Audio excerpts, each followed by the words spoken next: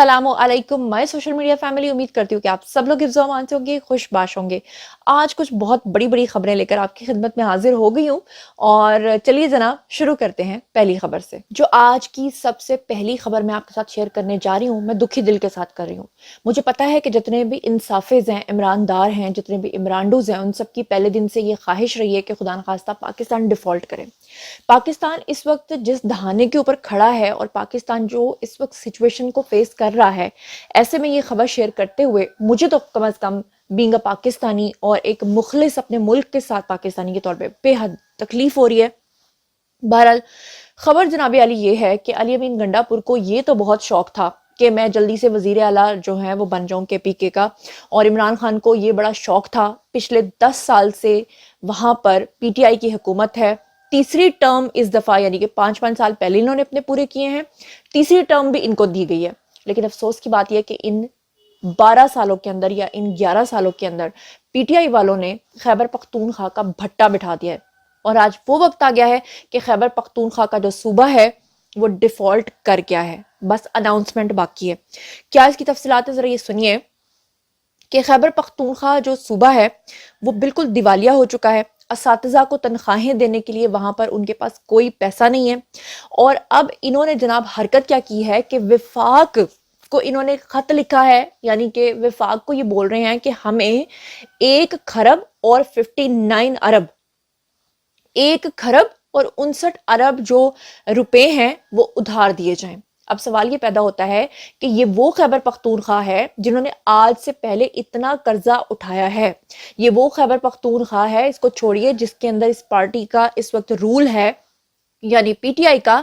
PTI वो जमात है जिन्होंने जनाब अपने दौरे इक्तदार में इन पौने 4 सालों में पाकिस्तान को खुदा न खास्ता दिवालिया कर दिया था और उसकी अनाउंसमेंट की, उसकी जो स्पीच है वो इमरान खान तैयार करके बैठे हुए थे। इससे पहले भी मैं आपको शौकत तरीन और बाकी सबके चीजें जो है वो दिखा चुकी हूँ, सुनवा चुकी हूँ, सबूत दे चुकी हूँ। अच्छा, और अब इससे भी बड़ी बात ये देखें कि पिछले पौने 4 साल में इमरान खान ने इतना कर्ज लिया जितना कि आज से पहले किसी भी हुकूमत ने अपने दौरे इक्तदार में नहीं लिया, जितना कि किसी ने 75 साल में भी नहीं लिया।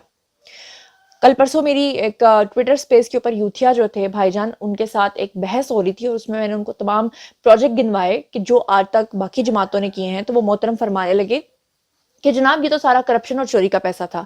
अगर करप्शन और चोरी के पैसे से वो इतना काम करवा सकते हैं तो आपने जो पैसा लिया वो तो 75 सालों की तारीख भी जो है ना उसको भी पीछे छोड़ जाता है, तो फिर आपने उस पैसे से क्या किया? सवाल तो ये पैदा होता है। बहरहाल अगर अब विफाक जो है वो इनको पैसे नहीं देता, वफाक कहता है जी आप तो पहले ही इतना जो कर्ज है वो अपने ऊपर लेकर बैठे हुए हैं, ऊपर से हम वफाक का पैसा भी आपको दे दें, तो आप मुझे ये बताइए कि इन्होंने फिर से प्रोपेगेंडा करना है। इन्होंने कहना है कि जी ये जो विफाक है ना ये चाहता नहीं है कि हम हुकूमत करें, इसलिए इन्होंने दोबारा से खैबर पख्तूनख्वा के अंदर जो शर्मगेजी है उसको फैलाना है। और मजेदार बात यह है कि आप साइड पे वीडियो देख रहे हैं कि खैबर पख्तूनख्वा के अंदर जो अली अमीन गंडापुर हैं वो बड़ी बड़ी गाड़ियों के काफिले के साथ जो है वो वहां से गुजर रहे हैं। और मजेदार बात इससे भी बड़ी ये है कि पंजाब जो कि 12 करोड़ लोगों का एक सूबा है, जिसकी वजीर आला अभी मरियम नवाज हैं, मरियम नवाज ने कहा कि ना तो मैं किसी किस्म का कोई प्रोटोकॉल लूंगी, और दूसरा ये कि जब मैं रोजाना अपने ऑफिस जाऊंगी तो रास्ते में सड़कों को ब्लॉक नहीं किया जाएगा, ट्रैफिक को ब्लॉक नहीं किया जाएगा। होना तो ये चाहिए था कि मरियम नवाज की इस बात को सराहा जाना चाहिए था। होना ये चाहिए था कि अली अमीन गंडापुर जो हैं उनको भी इस चीज की तलकीन करनी चाहिए थी कि जनाब आप ये मत कीजिए। लेकिन वो इमरानडूज, वो इमरानदार जो अपने दौरे इक्तदार में इल्जामात लगाते थे इन हुकूमतों के ऊपर और कहते थे कि देखो जी ये प्रोटोकॉल के साथ जाते हैं, प्रोटोकॉल लेते हैं, अब जब वही अली अमीन गंडापुर जा रहे हैं प्रोटोकॉल के साथ तो कह रहे हैं कि अली अमीन गंडापुर का काफिला जा रहा है। वाह वाह सुभान अल्लाह। अब मजेदार बात आप ये देखिए कि खैबर पख्तूनख्वा की जो असम्बली है, मैंने गुज़श्ता रोज आपको अपने व्लॉग में दिखाया था कि वहां पर रोजाना की बुनियाद पर बजाय इसके कि लोगों के मसाइल को हल किया जाए, वहां पर दींगा मुश्ती हो रही है, एक दूसरे के ऊपर गंदे गंदे जुमले कसे जा रहे हैं, बदतमीजियां की जा रही हैं, जूतियां उछाली जा रही हैं। सोबिया शाहिद के साथ भी ये सब कुछ हुआ। और उससे भी बड़ी मजेदार बात यह है कि शेर अफजल मरवत जो हैं انہوں نے اب ایک نیا فتویٰ دے دیا ہے. فتویٰ انہوں نے یہ دیا ہے کہ انہوں نے کہا ہے کہ مریم نواز نے جو کہا ہے نا کہ 75 لاکھ لوگوں کو راشن تقسیم کیا جائے گا, ڈور ٹو ڈور جو ہے ان کو راشن جو ہے وہ پرووائڈ کیا جائے گا. تو آپ کو پتہ ہے وہ جو تھیلے ہیں, ان تھیلوں کے اوپر جس کے اندر پورا پورا راشن کا پیکج ہے, اس تھیلے کے اوپر جو تصویر ہے وہ ہے جی میاں محمد نواز شریف کی. اور محترم فرما رہے ہیں کہ کیونکہ ان تھیلوں کے اوپر, اس راشن کے پیکٹس کے اوپر نواز شریف کی تصویر ہے, اس لیے وہ راشن اب حرام ہو گیا ہے. آپ ذرا یہ سنیے, ان کا مطلب دماغ جو نا پوری طرح سے خراب ہو چکا ہے. Have a look. مریم بی بی جو اپنے والد بزرگوار کی تصاویر ان آٹوں پہ لگوا رہی ہے, یہ آٹا کھانے سے روزہ جو ہے روزہ داروں کا حرام ہوگا. کیا کریں یہ آپ کیا بات کر رہے ہیں, یعنی کیوں وہ آٹا بھائی, کھانے یہ سے ان کی ساتھ ہی میں تو یہ کہہ سکتی ہوں کہ اللہ تعالیٰ شیر افضل مروت کو جو ہے وہ شفا دے. اس وقت اسکرین کے اوپر آپ کو نظر آ رہی ہے ان کی ایک پکچر. اس کو ہلکا سا میرا ایڈیٹر جو ہے وہ لائٹ سا بلر بھی کر دے گا کیونکہ اس طرح کی چیزیں ہم نہیں دکھا سکتے. تو محترم جو ہیں ان کو اسمبلی کے اندر تھپڑ بھی پڑا, ایک سناٹے دار مبینہ طور پہ کہا جا رہا ہے. اور یہ وہاں پر یہ اسمبلی کے اندر جو بدتمیزیاں ہو رہی ہیں وہ سب چیزیں تو آپ کے سامنے ہیں. اب شیر افضل مروت جو ہے, آپ کو یاد ہوگا کہ سینیٹر مشاہد اللہ کے جو بیٹے ہیں عفنان, ان کے ساتھ بھی ہاتھا پائی انہوں نے کی تھی اور اس کے بعد ان کو تھپڑ مارا تھا عفنان نے. اور اس کے بعد اب جو ہے ان کے ساتھ یہ حرکت ہوئی ہے کہ جناب ان کو پھر سے تھپڑ پڑا ہے. تو میری سمجھ سے باہر ہے کہ یہ لوگ کیا ہیں. یہ لوگ ایک دوسرے کی بس پتلونے اتارتے رہیں گے, بدتمیزیاں کرتے رہیں گے, گالیاں بکتے رہیں گے, لیکن یہ مسائل کے حل کی طرف نہیں آئیں گے. اچھا, اب یہ جو اگلی تصویر آپ کو اسکرین کے اوپر نظر آ رہی ہے, یہ جو آپ کو ایک صاحب نظر آ رہے ہیں, آپ کو نظر آ رہا ہوگا کہ تصویر انہوں نے کھنچوائی ہوئی ہے اور سامنے جو مریم نواز اس وقت جو راشن لوگوں کو دے رہی ہیں تو یہ راشن کے ساتھ تصویر کھنچوا رہے ہیں. کیا آپ جانتے ہیں کہ اس وقت عمرانڈوز نے, انصافز نے یہ تصویر پھیلائی ہے سوشل میڈیا کے اوپر اور جعلی پروپیگنڈا یہ کر رہے ہیں کہ کیونکہ مریم نواز لوگوں کے گھروں میں راشن پہنچا رہی ہیں تو دیکھو جی یہ کس طرح سے ان کے افسران جو ہیں وہ فوٹوگرافی کر رہے ہیں اور راشن کے ساتھ تصویریں بنا بنا کے لوگوں کو ذلیل کیا جا رہا ہے, یعنی کہ مریم نواز کو ذلیل کرنے کا پلان ہے. لیکن یقین کریں کہ یہ اتنے گندے اور غلیظ لوگ ہیں کہ ان کو یہ بھی شرم نہیں آتی کہ یہ جو اس وقت آپ کو آفیسر نظر آ رہے ہیں ان کی تصویر کو فوٹو شاپ کیا گیا ہے اور اب یہ اس دنیا میں بھی نہیں ہے. ان کا نام شارق کمال ہے اور یہ آج سے 7 ماہ پہلے وفات پا چکے ہیں اور وفات پائے ہوئے شخص کو بھی فوٹو شاپ کر کے ان لوگوں نے نہیں بخشا ہے. یہاں سے آپ اندازہ کر لیجئے. اور پروپیگنڈا کرنے سے یہ لوگ تو باز آتے نہیں ہیں. اب میں آپ کو ایک اور ثبوت دکھانے لگی ہوں کہ آپ نے دیکھا کہ گزشتہ روز جو ہے اچانک تمام لوگوں کا انسٹاگرام کام کرنا چھوڑ گیا, لوگوں کا ٹویٹر کام کرنا چھوڑ گیا, فیس بک جو ہے خاص طور پہ وہ افیکٹ ہوا اور اس کے فوراً بعد یہ جو صابر شاپر ٹائپ کے لوگ ہیں یہ منظر عام پر آئے, حتیٰ کہ مطیع اللہ جان جیسے لوگ بھی سامنے آئے اور انہوں نے آ کر جناب جی ٹویٹس کر کے لوگوں کو گمراہ کرنے کی کوشش کی اور لوگوں کو یہ بتانے کی کوشش کی کہ حکومت پاکستان نے پاکستان کے اندر جو ہے وہ سوشل میڈیا کو بند کر دیا ہے. اس کے بعد یہ عمران دار اور عمرانڈوز جو ہیں وہ سارے اس کے اوپر بولنا شروع ہو گئے. اسکرین کے اوپر آپ کو نظر آ رہا ہوگا اور اس کے بعد جب ٹویٹر کے اوپر جا کر دیکھا یا ان جگہوں پر جا کر دیکھا تو یہ ٹاپ ٹرینڈ میں تھا. مطلب پوری دنیا کے اندر ایک بگ آ گیا تھا. اس بگ کو لے کر ایسا نہیں ہوا کہ صرف پاکستان کے اندر یہ ہوا, پوری دنیا کا فیس بک جو ہے وہ وقتی طور پہ بند ہو گیا, پوری دنیا کا جو انسٹاگرام ہے وہ بند ہو گیا, ٹویٹر بند ہو گیا. لیکن بدنام کس کو کیا گیا؟ اپنی حکومت کو. الزام کس کے اوپر لگایا گیا؟ اپنی حکومت اور اپنی اسٹیبلشمنٹ کے اوپر الزام لگا کے انہوں نے ان کو گندا کرنا شروع کر دیا اور تھوڑے ہی چند لمحوں کے بعد جو ہے وہ فیس بک بھی واپس آ گیا, انسٹاگرام بھی واپس آ گیا. لیکن ان کی بکواس, وہ کہتے ہیں نا تیر جو کمان سے نکلا ہوا تیر اور زبان سے نکلے ہوئے الفاظ کبھی واپس نہیں آتے, مگر ان کا کام پورا ہو چکا تھا, انہوں نے پروپیگنڈا کر لیا تھا. اب اگلا پروپیگنڈا سنیں. اگر تو اس کے اوپر نون لیگ کوئی ایکشن نہیں لے گی تو یقین کریں کہ یہ بڑی ہی ان کی مسٹیک ہوگی. یہ شاندانہ گلزار نام کی ایک خاتون ہے جن کا تعلق جو ہے وہ پی ٹی آئی سے ہے. آپ کو یاد ہوگا کہ ذلے شاہ کی جب موت ہوئی تھی تو موت کہہ لیں, شہادت کہہ لیں, جب وہ اس دنیا سے گئے تھے تو جس کی گاڑی کے ساتھ وہ ٹکرائے تھے اس شخص کا تعلق بھی پی ٹی آئی سے تھا.